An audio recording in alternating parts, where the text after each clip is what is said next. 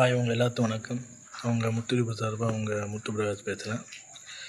நான் இன்றைக்கி பேசுகிற டாபிக் பேர் எதை பற்றி பேச போகிறேன் நீங்கள் எல்லாரும் நினச்சிட்ருக்கீங்க.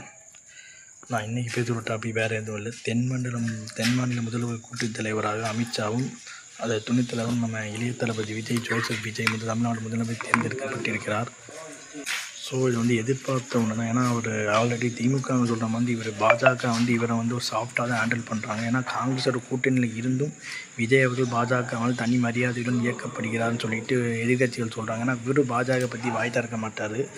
ஸோ இதனால் வரக்கூடிய விதி என்னென்னா, தென்மண்டல துணைத் தலைவர், அதாவது அரசியலை பற்றி இப்போ தான் வந்திருக்கார் முதல்வராக. ஏதோ ஒரு ஆக்சிடென்டல் ஒரு சிஎம். இவர் எப்படி இவ்வளோ ஆனார், இவரை ஏற்படுத்தியிருக்கிறது எல்லாம் வரவேற்கிறாங்க. ஸோ இது நம்ம எப்படி பார்க்கணும்னு தெரியல. ஸோ இதை நம்ம ஒரு மிகப்பெரிய ஒரு ஜவாப் தான் பார்க்குறோம் சொல்லி என் வீடியோ முடிச்சுக்கிறேன்.